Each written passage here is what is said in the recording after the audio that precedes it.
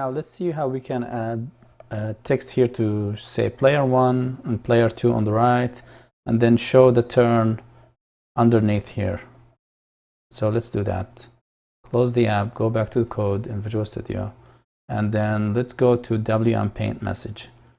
All right, so here what we do is we actually get the board dimension and start drawing it. So I think here at the top we can draw player 1 and player 2 text. So the way to do that, there's a nice Windows API called text out, and it takes an device context handle, HDC, we have one, and remember that the XY position, remember that the client window is always going to start at the top left at 0, 0. So if we hardcode 16, 16, so that offset is good enough for our player 1 string. This is Unicode, so we say player 1, and the last parameter is how many characters in player 1. There's 8 characters in here. And then we do the same for player 2. Now the challenge with player 2 is that we want it to be relative to the right edge of the window, but we don't know exactly the size of the window. The only way to do that is to get its client rect. So let's do rect RC client and get the window client rect. Get client rect for the window into RC client. Okay, so this function may fail, so let's do if succeeded. If true, then we can draw this stuff. And now that we have the window client rectangle, we can say RC client dot right minus we'll just give it an like 64, for example. That should be enough. Okay, let's try this out. Control F5, compile and run. All right, so we see now player 2, player 1. Probably the offset here 16 is probably higher than this. Can change it a bit. Go back here and make this maybe, I don't know, 72. Let's try that. That should be enough. Okay, so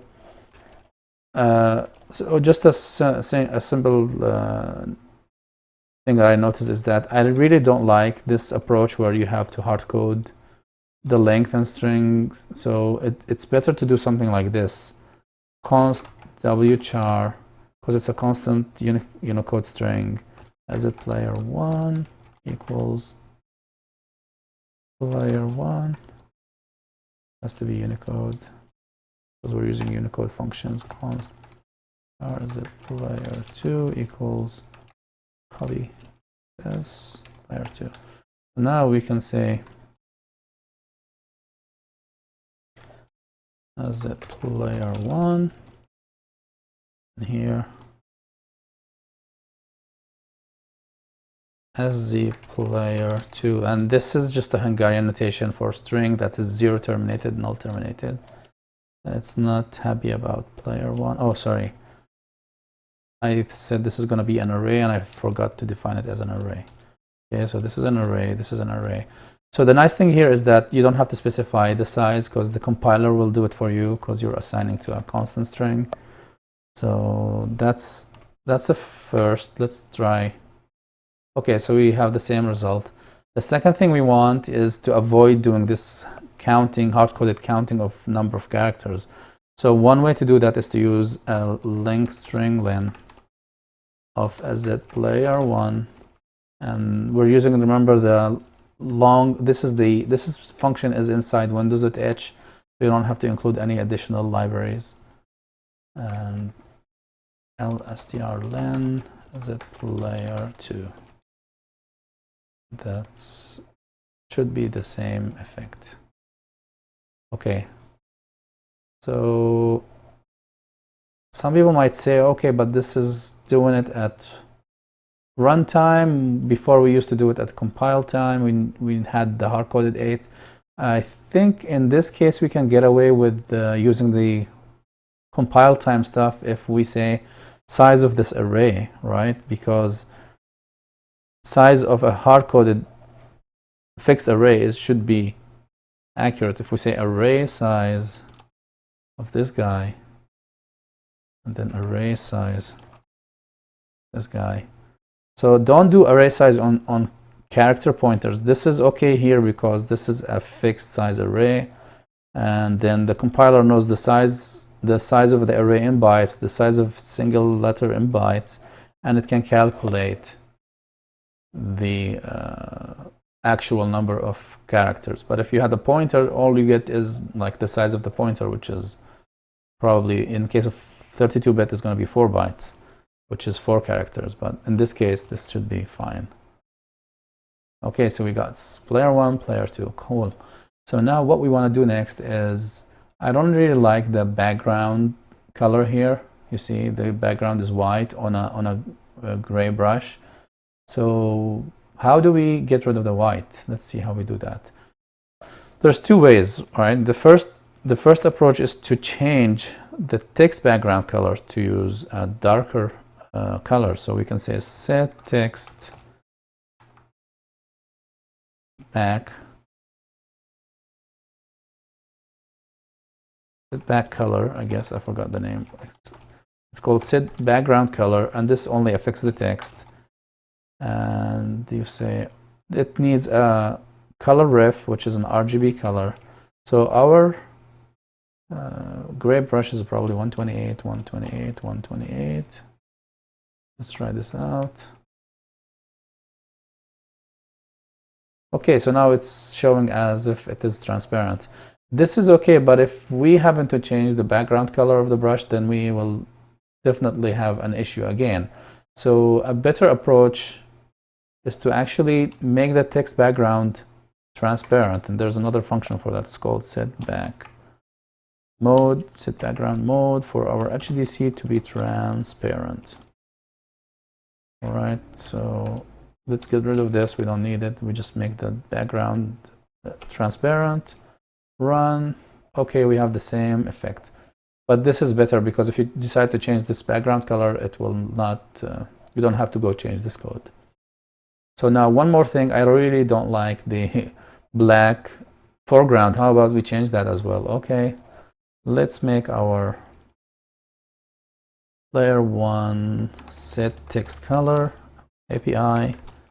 Player 1, let's use RGB 255. That's like yellow on player 1. On player 2, we have to change the color again and just make it something like maybe blue. Control F5, run, and see how it goes. All right, so player 1 is yellow, player 2 is blue. Right, that's good, and we'll get to how we want to use this later. But right now, let's focus on showing. Right now, we don't know whose turn is next, right? So let's focus on how we get some text in here as well. So that should be easy. However, just one thing, I mean, we can do it here right now in WM Paint, but I also want the turn to change whenever I click. So that means I have to change the text in here twice. On a click, oops, I just won by accident. Okay, whenever I do a click, right, or whenever I resize the window on WM Paint, I want the text to stick there, right? Like this text is not going to go away because it's inside WM Paint. So let's make that a function and then call it in the 2 places instead of trying to actually, write the code twice. Let's see how we can do that. Let's go outside the window proc and get here to do a new function called show turn. Let's see what parameters we need. I think we need the window handle.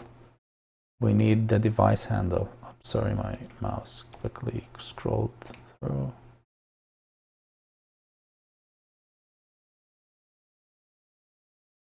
Okay, so let's see what we want. In short term, we think we need hwind and then an HDC to draw, right? Because we're gonna draw. The window handle is needed because we might, just in case we want to get the client tricked again. Okay, so what do we want to do here? We want to actually show the player turn and maybe just let's do this. Rect RC get client rect of our window into our rectangle, and if this guy does not fail, we are good. Need to fix this typo. All right, so at the bottom of the screen we want to draw some text. So let's say rc.top. So now with the rectangle that we have, it covers all the rectangle of the client area. I wanted just to shrink that to the bottom part of like let's look at this. Like for example, if I want an area like this one here, right? So I want it to be just a specific width. So I can say top equals to bottom of the rectangle minus, let's say this is how big is this. Pretend it's like 48 pixels. Okay, so that should take care of that. Now what we want to do is we want to we can use text out here, but text out has a limitation. If I want to pass in this rectangle, it's not gonna actually do that for me. It takes an x and y position. I can pass the xy. The only limitation here is that if I want to center my text exactly in the center of this, let's say this whole area, I don't want to calculate that by myself. I would like to use a function that I give it all this rectangle and say display the text in the middle. Well, there's such an API in Windows. It's called draw text. It's more flexible than the other one. So it takes an HDC. It takes your text here. Let's say it's a player one. It's the term, and then you see now we're going into hard coding. So let's actually make this a constant string. You can say const wchar as the turn one equals Unicode. Let's say turn player one, and then player two. So now we're defining a, let's put this at the top here, defining two constant strings. We can do it this way, and we can also say static if we want to just define it once. But for now, I think either way is fine. Static means it doesn't get allocated every time you call the function. It's just the first time. Okay, so now here I want to draw the text, right? Let's say as the turn one, and then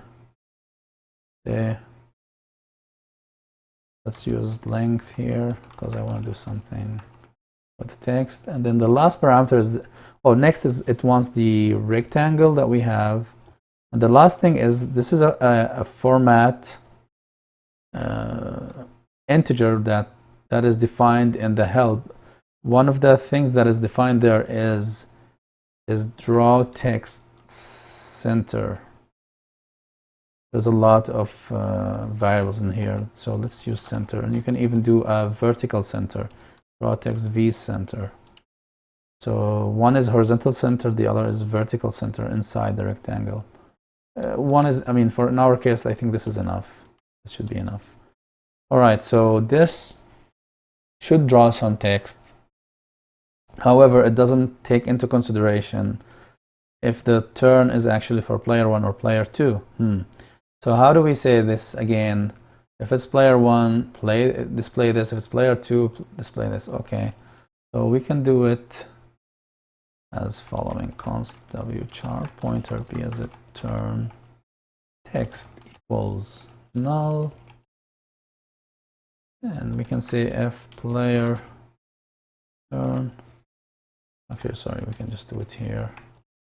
Player turn is one, use turn one, otherwise use turn two. Okay, so now you just replace this with the pointer. That's why I'm using string length. and then this is a pointer. Okay, so this is good for to start with. I think we want to add some more logic in here, but let's see this in action. Let's try to call it. So the first place we want to call it is when we click, right? Let's go to WM left button down. There's a player turn, etc. So here inside this code path, we can just say show turn, give it the window handle, and I think we have an HDC here, right? Yeah, we have an HDC. Before we release it, we can call this guy display turn. So this is not going to show on the first when we run the application. We want to also use this inside WM Paint. Go here and remember where we have, this is where we display player text and turn. So here we can add to this, just show turn again. All right, so that's the two places we want to cover. Let's hit Ctrl F5 to run this and see it in action. Okay, so we can see here turn is to player 1. It's using the blue color because in the case of WM Paint here, the last color we used in the device context was blue, so it still remembers that. So we need to fix that in our function. That do not assume previous color, right?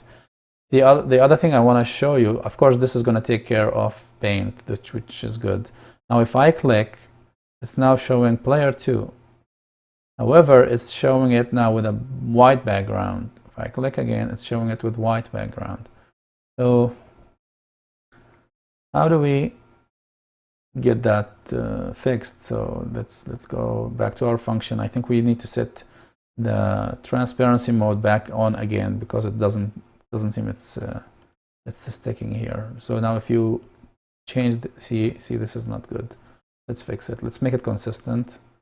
Okay, so now let's go back to our show turn function. Where's the, okay, here's the function here. So let's say set text color, maybe make it yellow or something that's bright, make it white.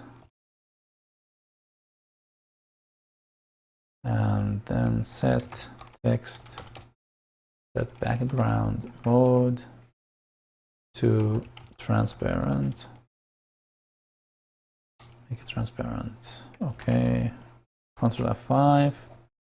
Compile and run. So now this is more like it, but however, you can see that it does not erase, if you click, it does not erase the previous text because it's transparent now. So what we really want to do here is we actually, how do we erase the previous one? Well, this is easy. We can say fill rect of our HDC with the same rectangle. If we say just use the same background brush, and we say brush get stock object gray brush. Okay, that should do it. Let's try it out and see if it's working right. Okay, so now it's working. Cool. So now if we say it's a draw, for, oh wow, lucky me, I got a draw here. Okay. Oh, no one wins this time. Okay, that's good. If we hit OK here, it's still showing that the turn is for player 2. I think it's better to show here that it's a draw, or if somebody wins, show the winner here, etc. Right? So let's make our show turn function more useful. Let's make it more, add more logic to it. So here I think we can do the following. We can say, we can check the winner, switch. Remember the winner variable, that's global. We said it has 0 case, which means continue to play. And we had a case of 1, which means player 1 wins, and case 2, player 2 wins, and case 3, it's a draw. So let's do this. Of course, we need to break. Otherwise it falls through. Say B as the turn text. If it's a, so this logic here now can be moved into case 0. Let's set this initially to null. And then this is what we have. Okay, and then I can copy the code into this case. This is where player 1 wins. We can say player 1 is the winner. Wow. Now we can copy this into this here. And we can say player 2 is the winner. And last but not least, we can say it's a draw. All right. So now here, we can say if we want to make sure that we set all these cases to correctly. So if null is not, the text is not null, and we got the client trick, then we can draw. So this should cover most cases. Let's test it out. All right, so now it's turned to player 1. Player 1 plays. Now player 2. Player 2 plays. Player 1 again. Player 2. Player 1. Player 2. Player 1. Player 2. And finally, player 1 is the winner. All right, player 1 is the winner. That's been displayed there. Nice. Now we can say new game. Yes. Just randomly doing this. Okay, player 1 is the winner again. Lucky player 1. So this is a fully functional game now. Next, I want to show you how we can, instead of using just colors like this, how we can draw images, right, using icons. Thanks for watching. Please leave a comment or share with your friends. Don't forget to subscribe to my channel or like us on Facebook. See you in the next video.